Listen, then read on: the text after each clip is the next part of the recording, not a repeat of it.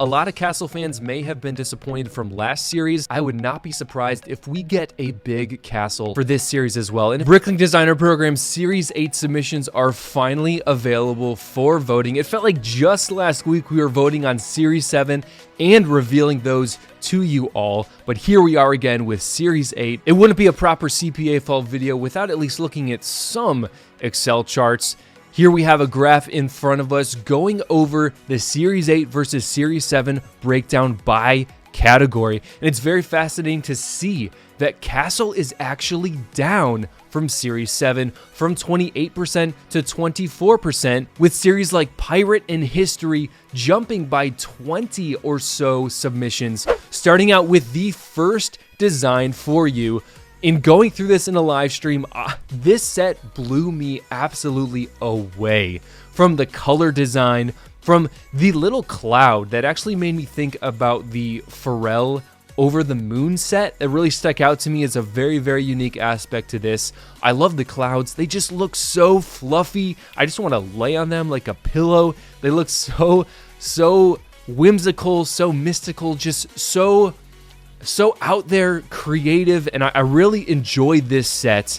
And the color of the balloon really stood out to me, along with those birds, those seagull designs, so simple yet just so representative of what I would expect from seagulls flying around this hot air balloon. And once again, this set is under 1,000 parts, right in at 876 total parts. I think this one would be very, very inexpensive, ranging from about $60 to $70, and this would be the easiest of pickups for probably just about anyone. I would expect this to fully sell out. As we look through the rest of the pictures, of course, there is one minifigure included along with one dog, of course. Once again, just such a fun design, and it does actually pull out from the cloud. Of course, you can see it sits in this little tray of sorts, but I just really, really loved this overall design. As promised from Jonas Krom's Instagram, we have here Mushroom Haven, which is the third set in his sort of sub-theme of whimsical world that he has built for us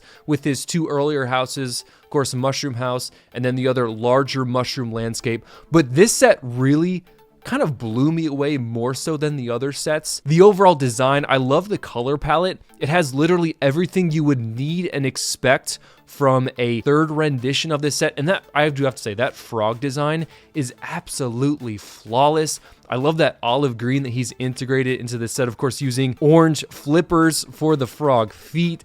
Absolutely perfect. Dragonfly, flawlessly executed in my mind. He's added just so many more fun designs within this little world that he's created for us. I love this little plant boat, if you will, this plant canoe sort of. And then this time he's integrated the white mushroom with a, we'll call it a medium light nougat mushroom cap. I believe that is a new color from his older designs, and I think it adds a new level, a new layer of creativity to this world that he has created for us. Of course, on the left side, we have those cattails, which is a very, very fun inclusion. And while normally I am not about open back sets, I think this is absolutely perfect just because of the integration, the play that you can integrate into this set. It really allows us as builders to get in the weeds, pun intended, with a design like this. The first two seem to have taken the community by storm, so I would expect this third design to have absolutely no problems in making it as a finalist for Series 8. But you'll have to let me know in the comments below, have you purchased the first two designs that we have here, or are you not really about these little sub-themes here? Next up was a fairly unique design, Fruits Basket by Jagamax. We'll call him Max.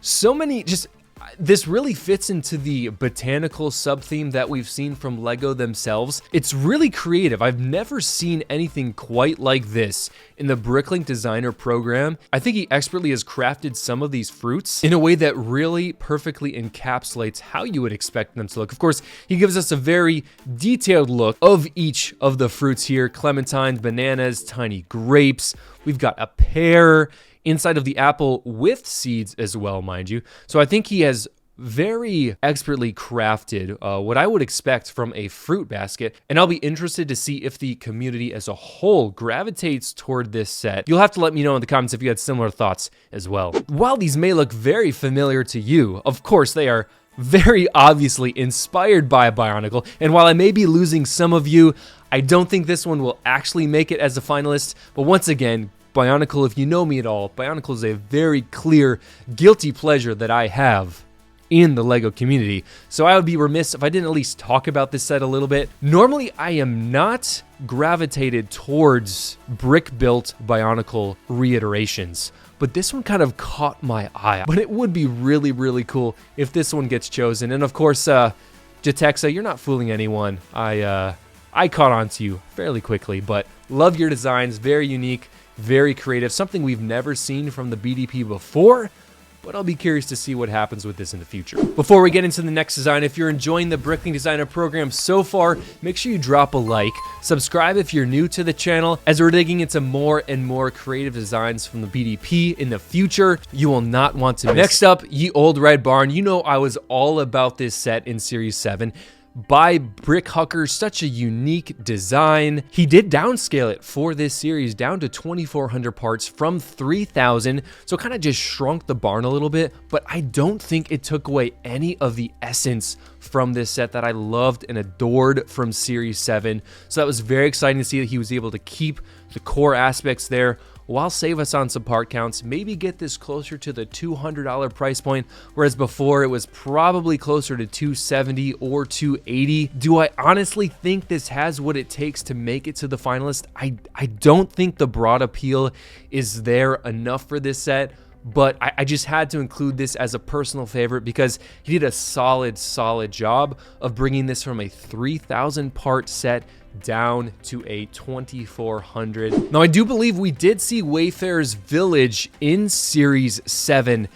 This maybe was the house that had the chicken walker legs, if you will, or it was just a similar re-upload from Series 7. But Wayfarer's Village kind of brings that steampunk type vibe. I believe there was a movie that had a similar design structure to this, house on wheels, if you will, robotic houses in a way. But this is such a unique design. It might just be too niche though, unfortunately. Might be a little too niche. However, the house design I think is fantastic. It's creative, the colors pop, it really catches my eye, and I think that is a huge part to the BDP that is just a must-have. You have to be able to catch someone's eye as they're scrolling through all of these designs, and this does just that. Coming at 2,800 parts, I would expect this to cost around $250. So once again, as you're stacking these up to other submissions within Series 8, you have to really compare and contrast what's worth the money as a voter, and put yourself in the voter's shoes as a submitter and say, is someone really going to shell out for this set? Once again, beautiful design, crisp, polished, but just might be a little too niche. Nicolas Carlier coming with a heater set Viking shipyard. As soon as I saw this, stood out to me. I love how it is sort of complex in a way, polished, but also simple. Like that roof is a very simple design, yet it gets the point across. The Viking boat up front, very simple in a way, yet does exactly what it needs to do. It's a multi-layered modular build, and you might notice something as we scroll through the pictures here. If we look in the backside, we do have pinholes, so it will be interesting to see, does Nicolas have plans to beef this up as a part 2 or a continuation with this series if he brings other designs to the table and this one does end up getting chosen? Very interested to see what happens with this. Now, coming in at just under 3,000 parts, this one will go for about $280. Once again, is Viking too niche for the Bricklink Designer Program? As many of you know, buildings and castle sets typically get chosen far and above every other submission that we typically have within the program. Is this Viking shipyard enough to break that barrier? I'm not sure. This set actually falls under the medieval category of submission, so if this gets chosen, it might knock out a castle set or the opposite could happen where a castle set knocks out this one for us. Moving on to a very, very unique design created by my friend Delusion Brick, the White Shark Imperial's Prison. Now, once again, Imperial / pirate sets typically are not chosen within the BDP. However, this has something more unique than we've ever seen before in any other Bricklink Designer Program set. And I'm not just glazing my friend here. It has a very unique opening function where you take the drawbridge, you drop the prison capsule, and you can spin these rocks here on either side, and it allows you to open these gates with rope. There's no Technic functions in there, traditional Technic rod functions, I should say. It is all rope, string, and those knobs turning those mechanics to draw all these things. And so this is actually a very technical build. This is a very technical design, not for the faint of heart, I should say, but it is also massive. Coming in at 3,200 parts, this is going to be around $300. I would be very, very intrigued to see how the community reacts to this build, the complexity of this design, and what it has to offer. You can see the picture here, a lot going into this set.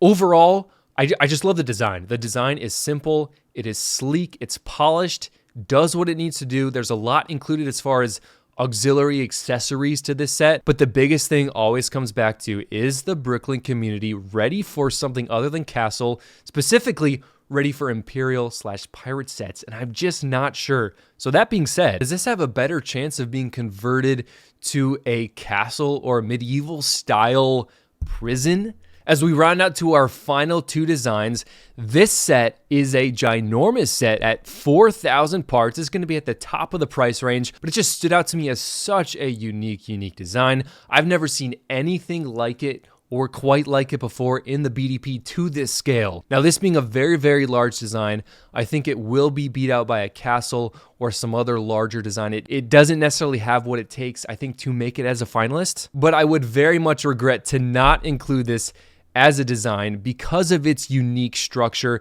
These sort of cube designs really jumped out to me. And you'll have to take a look for yourself because there's 9 cubes here. What's keeping this as being a finalist, I think, is right in front of us. The coloring is a little too bland. It would have been cool to see if you're going to keep all the cubes as white, you got to get rid of this dark nougat color. Put in something that's going to pop, something that's going to draw a lot of eyes, a lot of attention to it. And I think that would have given it a much better chance to make it as a finalist for Series 8. Lastly, you didn't think I was going to not bring a castle to the finalists. Here we are with Dustmark Keep. Brick Hucker, the same individual who designed the old red barn, so unfortunately only one of his designs can make it to a finalist. A 4,000 part castle, a wonderful, amazingly large castle. I talked about this in Series 7. Gonna talk about it again in Series 8 just because it's such a unique design. I love the purple accents.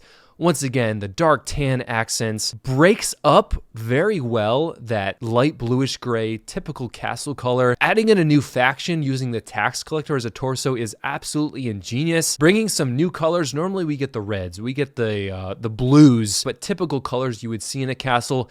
This really gives us a new, fresh take on what I would love to see from a castle design. As I mentioned last time, of course, building up these light tan sort of rock structures, sand structures, really makes this thing stand out. Love even down to the details of the door with the riveting on the door. It really speaks to me as someone who is not the biggest castle fan in the world. The silhouette of this castle really stands out to me, as we can even see in the picture with the minifigures. The silhouette of the castle in the background just looks fantastic. I love it. I love this design so much. So many great castle sets. I feel like this time, I know a lot of castle fans may have been disappointed from last series. I would not be surprised if we get a big castle for this series as well. And if I had to sneak in just one more castle, I would have to choose the Eastern Alliance by Bricky Bricks 82, breaking apart with several different modular aspects, folds up very nicely. And of course, if we look at the silhouette, as every good castle needs to have a very strong silhouette.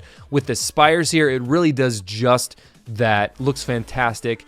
And so this series actually had a lot of strong submissions, I do have to say. but you need to let me know in the comments, do you expect to see any of these submissions to make it to the finalists, which will be revealed at BRICKWORLD Chicago by yours truly. Very excited to be there in person to reveal these to you. I hope I see you there. Let me know in the comments if I'm going to see you there at BRICKWORLD Chicago in just about a month and a half. I can't believe it's already here. Thank you so much for watching, and we'll see you in the next video.